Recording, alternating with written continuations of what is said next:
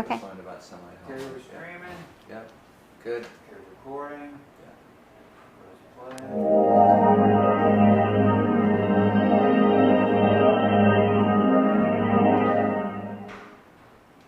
I first learned about Sunlight Home approximately 15 years ago. I was a mother raising 5 kids of my own, so a very busy life. And I was looking basically just to donate items, baby items, clothes. And I heard about this little house in Golden Gate, and I packed up my car and my kids and drove out here. And I was met with so much love, and it just radiated out of the house. I immediately, upon coming here, I knew I wanted to be a part of Sunlight Home. I didn't know what aspect that would look like being a young mom. And so I met the staff, I met the girls, I went on my way. And over the years, I just slowly emerged on how I would be involved. So as my kids were little, it looked like just donating items or maybe helping at a fundraising event by giving to Sunlight Home. And then as my kids got older, I would bring my family here and we would pack envelopes for fundraising events. We would clean storage rooms. We kind of did whatever was needed of us. And I think for me, seeing that now my kids are older and they continue to come back and love this place as much as I did. So not only were we giving to the girls and to the home, but they were giving so much back to us that you never realize that you're getting. And I think another thing initially upon coming here was I thought it was just a shelter. I thought, oh, I'm dropping my items and it's just a place for these girls to lay their head at night. But it's really a home. It's a home where these girls change their lives and they're transformed in a way that they never knew was possible upon entering the Sunlight Home. Very good. Talk a little bit about your role and your involvement with the ministry. So now my involvement, I've been a board member for several years. And so we help, we get no government funding at Sunlight Home. We are run on private donations and grants and our fundraising events. So as a board member, we have a big role in doing that. But I also think my favorite part is mentoring these girls and being here and really getting personal with them, being a role model and being an advocate for them, going to doctor's appointments and sitting and listening and being a voice for them, tutoring, reading with them. We have, girls that come in and they don't know how to read, helping them get a job.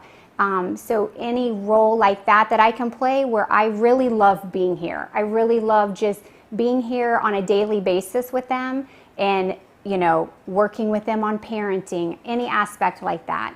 So I also help organize, I don't know if you saw our storage room back there, but our girls have an amazing little closet that we set up so that they have the experience of shopping and getting things that they need for their babies as well as maternity clothes. And so I like to come in and keep that neat for them and make it a nice experience for the girls at Sunlight Home. Very good. So how would you describe the vision or the mission or the heartbeat of Sunlight Home? The vision of Sunlight Home, I think, has always been to provide a safe environment and give them hope. Many of these girls have never had hope. They come in and I think they're broken. And so Sunlight Home gives them a place to know that God has a perfect plan for them and to get to know the Lord. And they do Bible study every day, they go to church, and that's something that they can take with them forever. Another change that I've seen being involved for over 15 years is we now offer girls that aren't just pregnant to come to Sunlight Home, but we've seen there's a need for girls that have given birth and need a place to go. So they weren't here during their pregnancy, but they've given birth and maybe they have either an abusive situation they're going to go home to or they're homeless. So this year we've decided we will be able to take those girls in with their babies as well. Great. And minister to them after the baby was born. Yeah, that's awesome. Which is a need, yes. Oh, yeah. So talk about evangelism. How is the Lord using this ministry to introduce them to Jesus? Oh my goodness. I think the majority of our girls never was introduced to the Lord at all. And so, they realized through prayer, through all these people praying, we have volunteers that all they do is may pray for our girls and for this ministry, but we need that. And it's like a comfort to them to know that they have a relationship with God. He has a plan for them. And if they just stay faithful and stay on that path, He's just going to guide them where they're supposed to be. And they've never felt that. They've felt so lost and didn't know what to do. That's awesome.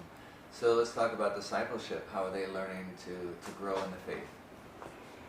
How are they learning to grow in the faith? Bible studies.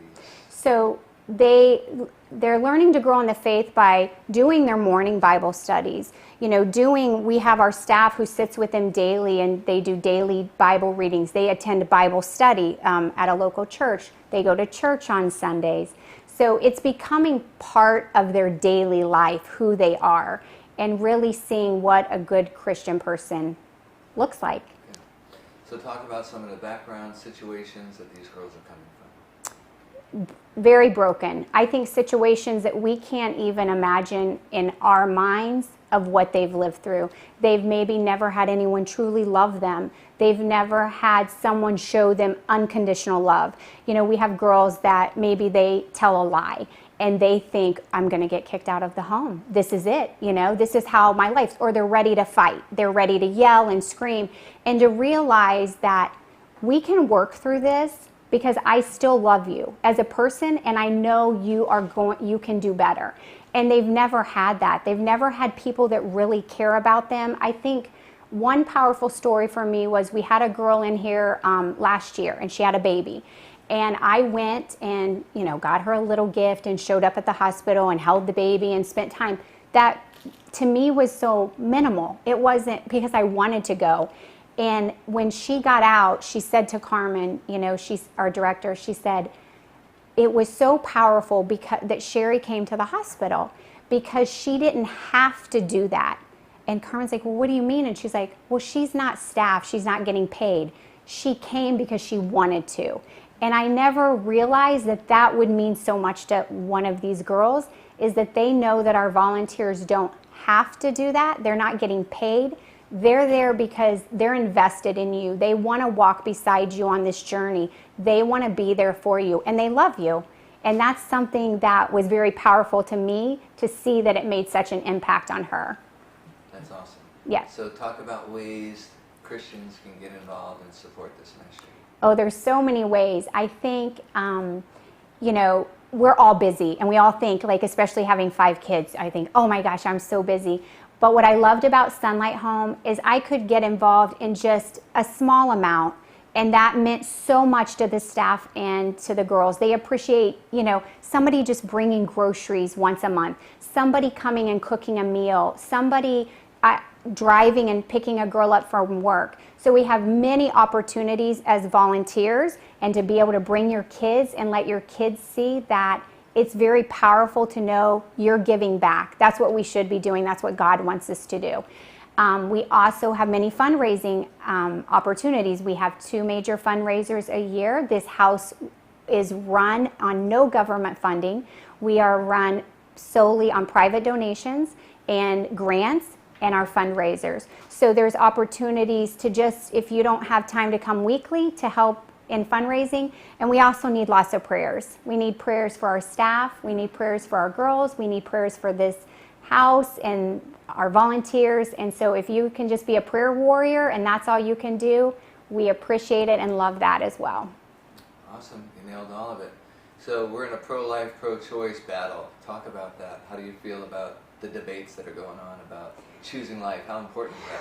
Oh my goodness. To me, I think to so many people, to me, it's a no-brainer. It's a no-brainer that if you did an ultrasound and saw that little, baby, and that you could ever do anything, to harm that.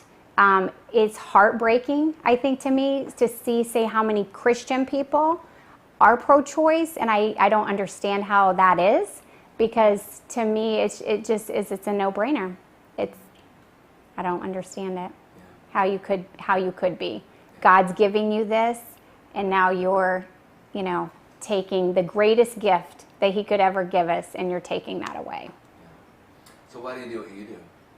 I do what I do because I love these girls. I really do. I love seeing the transformation. And because I've been involved for so many years, we've seen so many success stories. And, you know, in the beginning when I was just, you know, maybe a little bit involved, and now I'm much more involved because, you know, of the age of my kids, I've gotten to see life-changing events happen for these girls where they leave here and they never knew that life could be the way it is by making different choices and having also, I think, surrounding yourself around people that are good people and surrounding yourself around people that truly love you and want the best for you, like a parent. That's what a parent is, right? We want the best for our kids. And so I feel that way about these girls, that I want the absolute best for them. I'm their biggest cheerleader, one of their biggest cheerleaders. Awesome, good answer. Check Edge, Frank, when you get a second. I just want to see it. But last question: is there anything else the Lord ever, you know, put on your heart to share with us today? So, final question. I think that the Lord would want me to share that everybody, we all have gifts He's given us, and I think that we're all supposed to share those gifts, right? He doesn't give us the gifts to keep to ourselves, but we all have something to give to these girls that could change their lives.